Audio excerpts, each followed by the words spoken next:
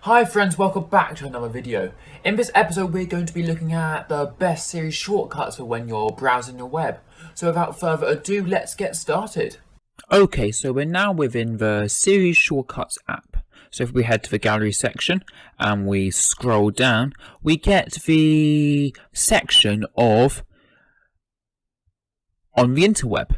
And these are the best shortcuts that we can utilize for when we're browsing the web.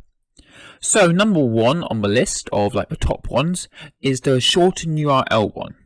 So if we just go ahead and click on the get shortcut and then we head back to the main screen, we'll see that we've got the shorten URL box. So if we click on it, you'll see that it's going to ask us for permission for it to access the URL shortener. So we just give that permission because that's fine. And then we wait for it to be done.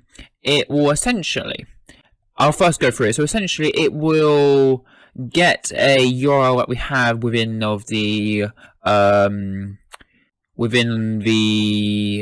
our clipboard within the device.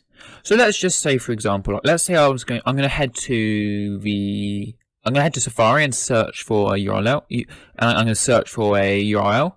I've headed to thecodezone.com and I want to shorten this URL. So to do this, let's say we're going to go ahead and copy.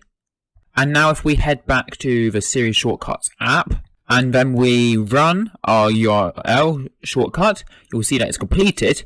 So now if we go just click on the search and we want to go ahead and click on paste, you'll see that it has added a shortened URL to our clipboard.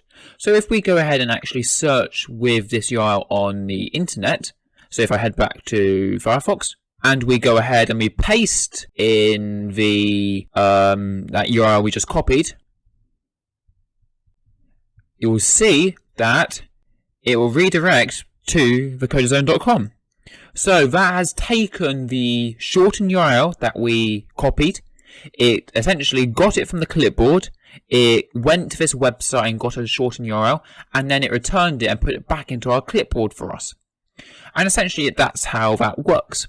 And there's loads of use cases in when you can use this. For example, let's say you wanted to send your friend a link to, I don't know, like Amazon.com and an Amazon URL, like a product within Amazon.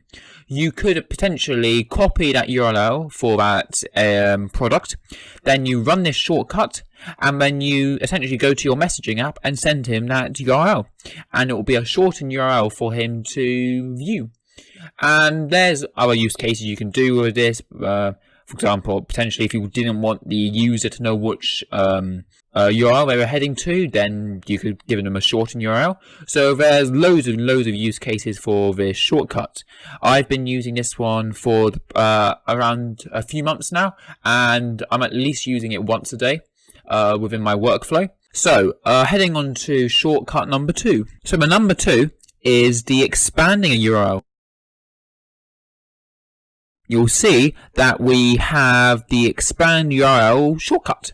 And essentially what this is going to do is it's going to take that URL we just shortened and unshorten it. So essentially the use case for this is if, let's say, you did get sent a shortened link and you wanted to see what it redirected to, you could run this shortcut and it will take that shortened link and convert it into the actual URL. It's not this shortcut's not as useful as the shortening one. However, it can be useful in that sort of sense. But let's say you do get sent a shortened URL by a friend, then you wouldn't run this shortcut. You just essentially just paste it into the browser. Like as long as you trust that friend, and they're not going to send you to some dodgy website. But you get the idea, as in this expand URL is still good in some cases, but it is not as useful as the shorten URL. However, it still is good, and I do use it occasionally, at least once a week. Okay, moving on to number 3. So the third one is the downloading a file from a URL. So if you go ahead and add this, and then I'll show you what it does. So essentially this download file shortcut is where if we give it a URL, let's say of a web page or a PDF document, it will then go ahead and add the it will then go ahead and download the contents of that URL to a location that you specify. So let's go ahead and try this out. So I've currently got the CoderZone URL saved within my clipboard. So if we go ahead and run it, and it's popped up with a message saying, would you like to access to coderzone.com? That's fine, we can click on OK. And essentially, if we give it a second, you can see here that it has saved the HTML, and now it's asking us where to save it. And this is very useful, as it's essentially, let's say you're going off, let's say you're going on a plane and there's a long article on a web page that you wanted to view, or that you wanted to, or if you wanted to download a PDF from the website. As in, well, if it was a PDF, then it would have a download. It should at least have a download feature within that page. But let's say it isn't a PDF and it is a web page you're wanting to download for like a plane journey, for example, then you could go ahead and run this shortcut as long as you've got your URL saved in your clipboard. So essentially how this would work is, let's say you went to your web page, you then copied the URL, then you ran this shortcut, and it would be saved to your device, which is very useful, as I explained before, if you're going on like a plane ride, for example. And the last one of the shortcuts I'm going to be going over today is the reading a body of an article out loud.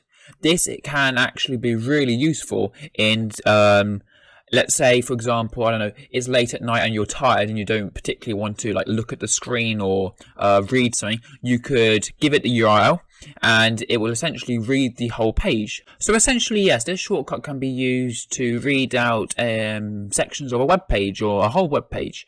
So essentially, if you have your URL within your clipboard, you then click it and then it will then read out the web page, which is extremely useful, as I said, especially if it's like late at night and you're wanting not to look at a screen, but you still wanted to like read the page, then you get this shortcut to read it for you. And so essentially, as if you don't know, you can actually add these shortcuts as like a widget to your home screen. So you could, so you wouldn't have to come into the Shortcuts app to access it. It could be, for example, like on your home screen. And then you just click on the icon and it will complete whichever shortcut that is, which is a very nice feature. So that's the end of this video. I do hope you've enjoyed it, and I hope you find that these shortcuts are useful, as personally I really do enjoy using these, as it does actually help quite a lot more than you think it would do. And yeah, that's it. I do hope you've enjoyed, and we'll see you in the next one. Thank you.